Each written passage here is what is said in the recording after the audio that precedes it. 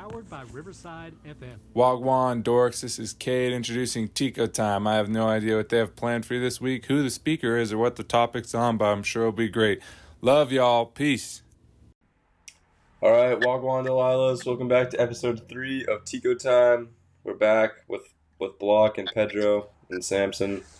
And so, yeah, how's your day going today, Luke? What are you up to right now? Nothing much. I just got back from fishing, Williams Creek. Oh, it's pretty nice. Got up at 6, went out with a buddy, caught some trout. So yeah, it's nice. Oh, nice. Nice. That's sick.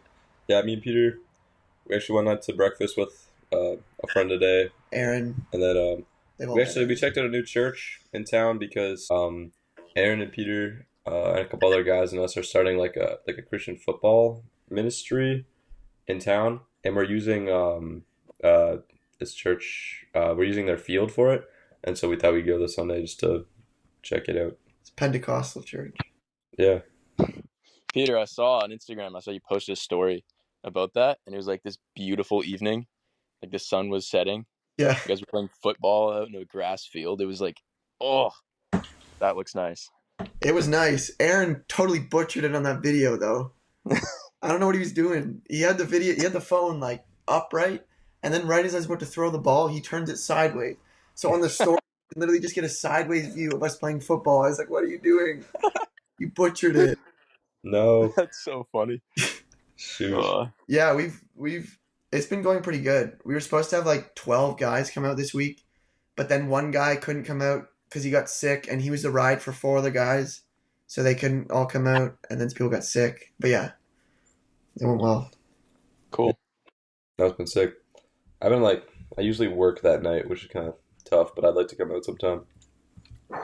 But yeah, so this week we wanted to talk a little bit about not just like, I know we talk a lot about our life at Port and our life at school, but also we wanted to talk about more like the life in Costa Rica specifically, and the like geographical aspects and the culture aspects, and how we transitioned from Canada to Costa Rica and the differences and what it was like to live there.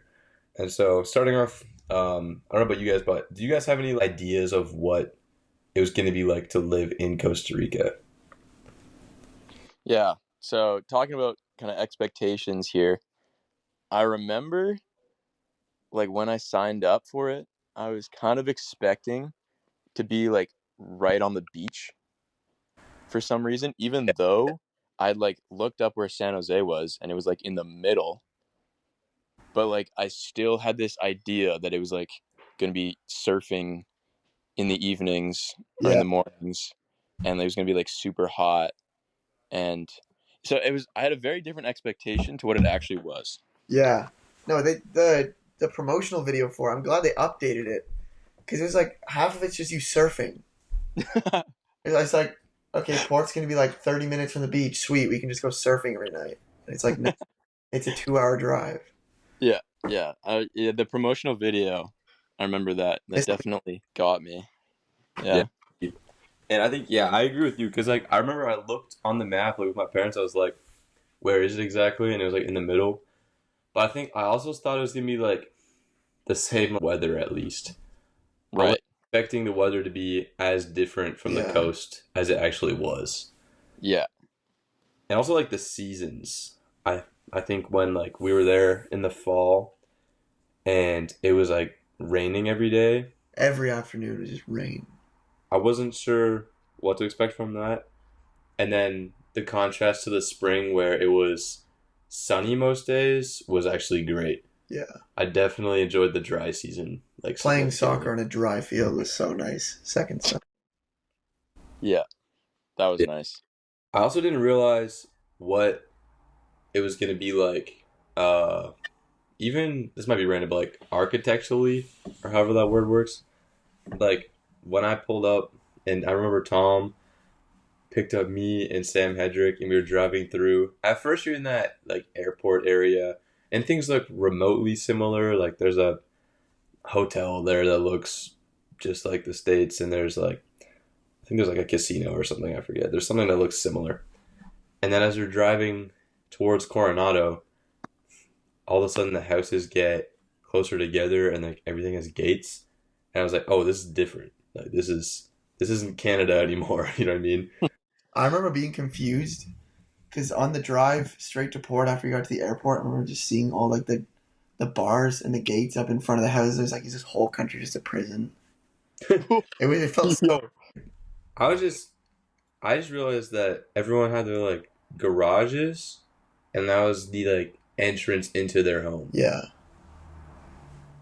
Yeah, I mean, I got in at like midnight, and then I was driving with Roberto and Connie to port at like 1 a.m. And so it's totally dark out, and so you couldn't really see much, but you could it was like super windy road, and there's like you can kind of tell like there's everything's kind of getting close together and very like packed. And then there was like a drunk guy in the middle of the street when there was like some cars whizzing by, and then Roberto was like, I don't know, he had some comments about that.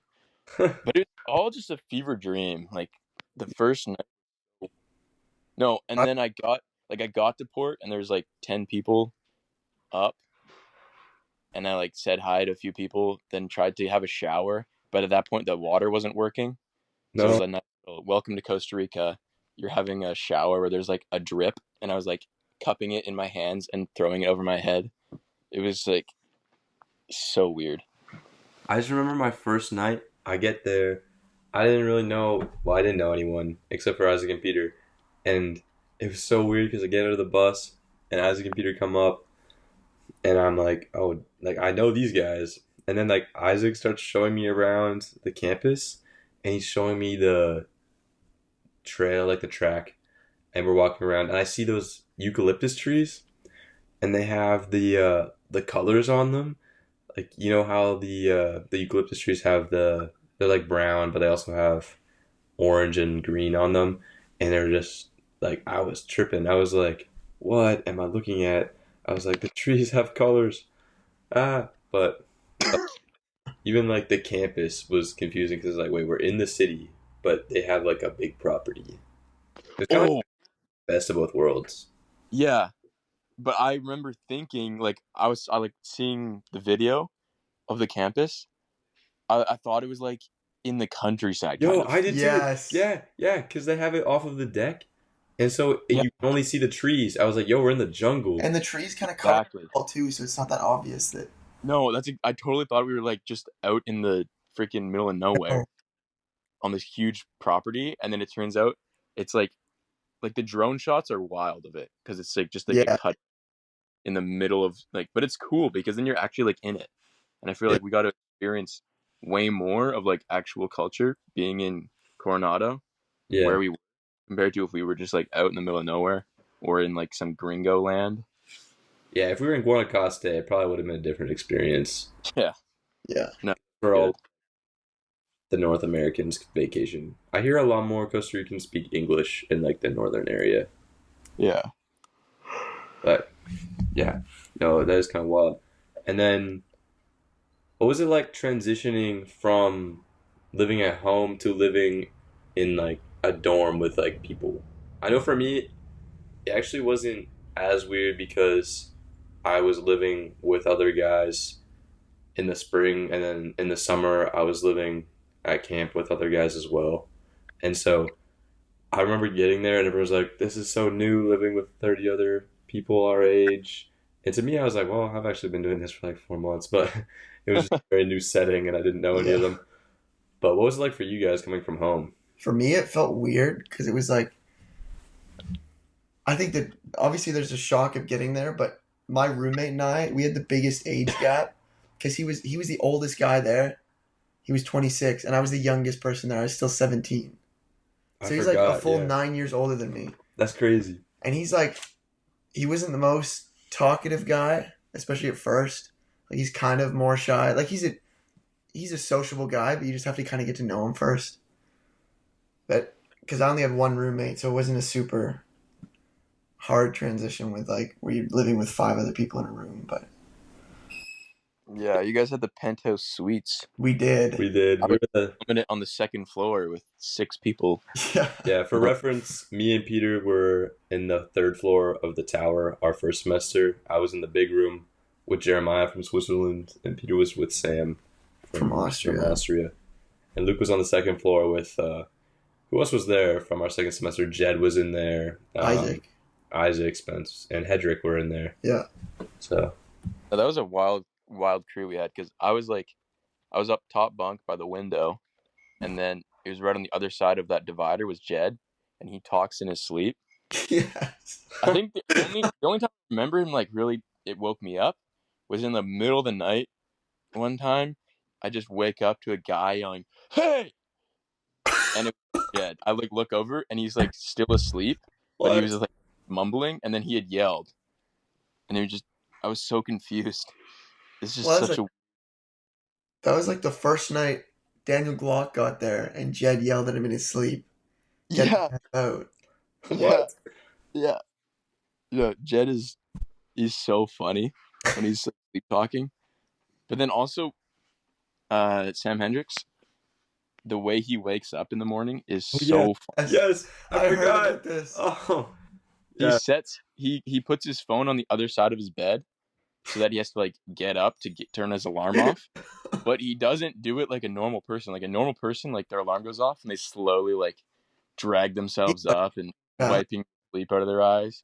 But Sam just freaking bolts up and like army crawl, bear crawls across his bed to get to his phone, and his whole bunk bed, he's top bunk, his whole bunk bed is like shaking and Oh yeah, slanting against the wall. Isaac saying It's that. so loud, so funny.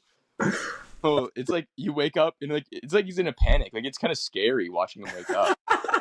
Like what? Who died? Like what's Like a happening? bomb's gonna go off if he doesn't set it, like turn it off No, in 3 seconds. Yeah. That's So I remember. Yeah, Isaac said that their bunk bed wasn't bolted into the wall like some of the other ones were, and so whenever you move just the slightest bit, it would be like boom, boom, boom, boom, boom against the wall. Oh, that's crazy. I forgot he mentioned that to me.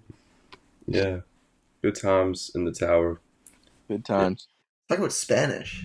Yeah, I guess Spanish classes would be next because I wasn't sure how much because some people were telling me that no one would speak English, and other people were telling me that like a ton of people would be speaking English in Costa Rica because like there were people that were like, oh, no one's gonna speak it, and then like other ones were like, yeah, of course they're all gonna be speaking English, and so I really had no idea what to expect. Yeah. But when I got there, I realized there's some. I remember I took a lot of Uber rides, and some of them would know a decent amount of English, but a lot of the people I interacted with outside of our school, in like the Coronado area, in that area of San Jose, I feel like were more just Spanish. Yeah. Yeah. I remember going to what was it, like the first week I went with Hedrick and Isaac to go to the gym, and it took ages to figure out how to get all the setup done for it because you needed a bunch of ID, and like they had to ask you a bunch of questions for it, and I could not figure any of it out. And luckily the lady came in after a while who spoke English, and so she translated. But that was like my first time actually talking to someone that didn't speak any English. Yeah, I was at a loss. I think going into Port, I knew very little Spanish. Now I know a decent amount because of Spanish classes in life, but yeah, I remember going to that gym and they would take your like passport number and your fingerprint, and I was like, I was like, donating our organs. I was like, wait a minute. Life away. That was scary. We're signing a paper that we don't know what it means, and they just took our thumbprint and passport number. Yeah, what did you think of Spanish classes and stuff? I know me and Luke and Peter were in the same Spanish class actually our first semester. Mariana's. Yeah. Wild teacher. Yeah, I enjoyed Spanish. I like learning like the verbs, and like I enjoyed getting to be able to talk to the Costa Ricans more because I did not know any Spanish. But it was also, yeah, first semester we had a lot of fun in our Spanish class, and second semester. But yeah, those were wild times. I liked Spanish, but I think I learned more Spanish from doing ministries and stuff. It's like doing men's rehab. There's a lot of opportunities there. I did that first semester to talk in Spanish people. I feel like I kind of learned more talking it than learning it in a classroom and learning verbs, as much as they're helpful. Oh yeah. Well, because I think I didn't come into port like my goal was not to learn Spanish, and I didn't even really think about that as like an option, I guess initially. And then it was like there's Spanish classes, and I think I should have taken more. Like I should have taken advantage of that a little bit more Yeah. because they're helpful. They're also long, like 3 hours. It was like every morning was a little bit. My brain was like struggling to keep up with that, but I think that's a great like resource. And yeah, like I'm happy. Like I know some Spanish, and it's fun to just be able to like think about things. Like I was talking to Isaac. I got a Caminata, and he was telling me how he was learning languages like English and Japanese and stuff. And he said he would transition every 5 minutes. He would think in a different language. Really? What? Self to Never think. told. Yeah, it's really cool. So it's like so like for 5 minutes, I'll think in English, and then I'll think in Spanish, and then I'll think in Japanese. And he does that on purpose to get better. He did, exactly. That's how he practices. And I was like, that's really interesting. And so then now sometimes I'll do that. I'm like if I'm like at work or something, and I'm just like thinking about different things while I'm working, and I'm like, oh, I could start thinking like I'll just try and translate as much as I can in my head, and I'll do that, and it's kind of fun, and just Yeah. kind of you know Wait, keeps remind it. me, did you also know French going in? No, I knew like a little bit of French because I learned it. You have to do it for like 7 years or something in Canada Yeah. school. So I knew a little bit, and it affected my Spanish a lot because like Mariana kept telling me that I sound like I'm speaking French. And you kept putting French words into the Spanish sentences. I would always I would mix up the yeah. There must be some level where it's helpful and some level where it's unhelpful because I know for Peter, Peter had like the gift of tongues because he just started speaking like an insane amount of Spanish because he found out that he could guess what words in French There's so translated. many, and you just had to Yeah. add an O or something on it. Yeah. You can kind of guess it, and it just comes to you. Because I did French immersion for 8 years, and it was like so we do like geography in French, we do gym in French, pretty much everything in French except for math and English. But then I forgot because I didn't do it through high school, so I didn't speak French for like 4 years, and I forgot most of it. But then I still kind of figured out some words in Spanish. Yeah. But I found out the French was definitely helpful. Yeah, no, for sure. How did you find like your interactions with local people outside of school? Like I remember some of my like most common interactions would be with Uber drivers or when I get to like have my hair cut. I remember going to John's barber. I think he was Nicaraguan. I'm not sure. Yeah. And he would always try to talk with me about random stuff. And I'd try to use as much Spanish as I could, but I was never like too great at that. The one area where I could talk for a while was geography, because I found out usually if I'd be in Uber drives, either to see my family when they were there or to go to other places. So whenever I'd be with an Uber driver, I'd ask them like, what region are we in now? Or what's the region over there? Which town is this? And that's what I talk about a lot with them. What did Yeah. you guys like? How did you guys find like just having conversations with people? I remember going on Uber drives with you. I think I went on a few with you in like the first few weeks that we were there, maybe. And you would like always start talking in Spanish. Yeah, it was the best way for me to figure it out because they were usually chill and down to talk, and I wanted to learn, and it was just a good Yeah. situation. I feel like I learned way more from just talking to people. Oh yeah, Like our host families on the mission trip. oh yeah, That was like I learned a lot more Spanish that week. yeah. What? How do Just you like find being like? able to talk to them. How do you guys find your experience with the host families? I remember for me, in Matis, it was I enjoyed it a lot because me and Matis both have a similar, at least at the time, we have a similar level of Spanish. He knew, I think, more structure than I did. And some like he knew different things that I didn't know, and then I also knew different things that he didn't know, so it balanced out well. But we could talk with them about everything we needed to talk about. But when it came down to like sitting in the living room and just talking, we weren't much help, but we figured it out with some translate and some just deciphering. But what was it like for you guys? Because I know you were in different families. Yeah, for me with Juan and Daisy, it was such a cool experience. The Oh yeah, you were margaritas. with Juan and Daisy. I forgot I was with them on the vision trip. Yeah, no, they loved you guys. It was so funny when we saw you guys at the dinner, and then they were so happy to see you. Yeah. Just no, they're actually like too cool, but they were just like so like they had so little, and Hmm. yet they were so just content Yeah. and grateful for what they had in life, and no, and they're just so generous and just happy to serve and to make us food and stuff. And it was like just kind of puts everything in a different light when you're like, dang, Yeah. these people are so willing to give things up, give up their home to two like weird white guys that are eating a lot. Yeah. You got With Ty in your he's like freaking 6'5", Yeah. Alabama accent, like holy, that's not a shock. I don't know what is.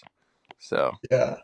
yeah, that was pretty cool to see. And it's like definitely our Spanish got better. Like my Spanish got improved the most with the host families because like I remember that first night I was tired, talked a little bit, but like second night it was like talking a lot about like their families and just like I was like there's just like so many different pictures up on their walls, and so I'd always ask about the pictures on the walls and like who that was and how yeah. they were related and what the story Yeah. was there and stuff. And yeah, That's what I did quite a bit of.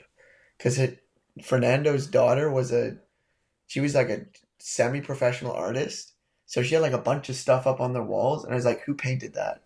And Wow. he's like, my daughter. And I was like, what? That's Like crazy. that. And they had like a painting up on her wall. It was on like a log kind of thing. And she painted on it. And it was all like varnished up and stuff. Wow. It was sick. So he talked to me about that for a while. Didn't you have some funny moments with your host family? Oh, yeah, we did. Yeah, tell us about some of those. Fernando's house. That was quite the adventure. Yeah, you lived in his little hut, right? Well, yeah, I remember we got there the first night of the inspection trip. And Roberto was like, yeah, we're just meeting this dude at the church and he's going to drive you up to his house. And so we met him at the church. It was like pouring rain. We just got into his car. This was like 10 o'clock at night. And what was he driving? It was a 1992 Suzuki. It was a Suzuki Samurai. I don't know. It was it's kind of like a very condensed version of a Jeep. Yeah. Anyway, it was tiny. And it was from 1992, he said. And then we were just like, we just started going up this dirt road. And I was like, when are we going to stop? And I thought we were going to stop at the top. And then it just keeps going. So we get to the top of the hill and there's this steep driveway. Like it was steep and it was just muddy because it was pouring rain. So we got down that and we got to the bottom and then he just points over to the cabin and we walk over to the cabin. He shows us around and that was it. We just like stuck in the cabin. It was a nice cabin for what it was. Yeah. Just like you get in the shower and there's like a pipe that's like an inch thick as your shower and there's just like drywall and no. But it was nice. I liked it. Nice. Basic, but yeah, he was a super nice dude, and they showed us all their fruit and stuff that they grow. No, that's great. Some of it was so good. Yeah. You can imagine I was happy when we got to a fruit farm. Wait, Block, what was happening? I just remember looking over at you and your host family at the final dinner. You guys were like laughing. What was happening? Remind me. oh, that was so funny. So we had like chicken and salad and stuff for dinner that night. Yeah, yeah. So Kai, being Kai, like had a big full plate, and then we got a second big full plate, and he comes back to the table, and Juan looks at his plate, and he asks him if there's more chicken, and Kai is like, yeah, there's like two more pieces of chicken. Do you want a piece of chicken? And Juan is like, oh yeah, and so Kai is like, all right, and so he goes and gets a second piece of chicken and brings it over, and Juan and Daisy are like just like kind of giggling a little bit, and they're, oh, thank you, and then he puts it on his plate, and then takes Daisy's plate and just smashes it like on top of the chicken, like pressing it down, trying to like fully like seal it up, and then he just like slides it over to Daisy, and Daisy just like, oh, she just like grabs it and like tries to stuff it into her purse. What?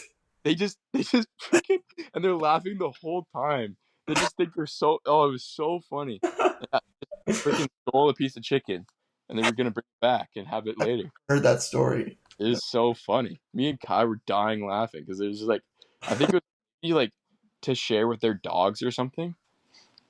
For It the was dog. hilarious. That's kind of crazy. Oh yeah, I forgot that they have dogs. Yeah, that's funny. Would she just put it in between two plates and try to shove it in her purse? Yeah, or whatever little bag she had. Anyway, so what do you guys think was tough about transitioning back to home? Or do you feel like there was like a culture shock going back home after being in Central America for 8 months? And this isn't like talking about Bible school back to not a Bible school environment. This is like culturally. Right. Understanding that right? Yeah. This culture. Yeah. That's a good question.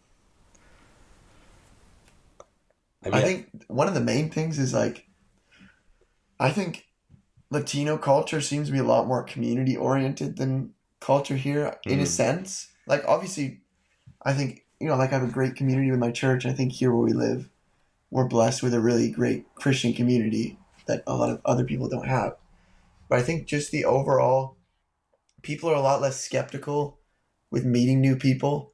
Like, they're a lot more welcoming in my experience. Whereas here we'd be a lot less, I don't know, less open to meeting new people, I think, maybe. Yeah. No, I think one thing too is like, I definitely had experiences where one time I was actually at a McDonald's by myself. I was traveling somewhere and this guy who's sitting next to me notices, I'm like 6'3", pretty white, so I think he noticed I was from out of the country.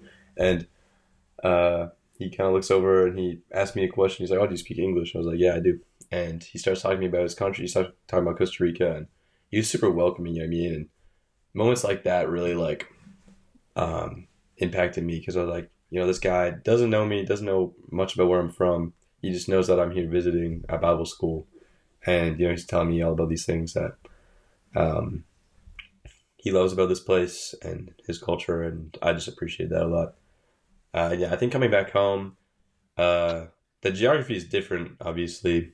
Houses look different, people are different, and I think it was a new experience. Even like I went to Walmart here, and I was like, wait, I can interact with everyone in this Walmart without a language barrier. Like, that's cool, you know what I mean? And I think it makes me also want to be more intentional about my interactions now that I actually can. Yeah. Like, even if I had tried to evangelize to people in a store that I was at in Costa Rica, I could not have gotten very far. Yeah.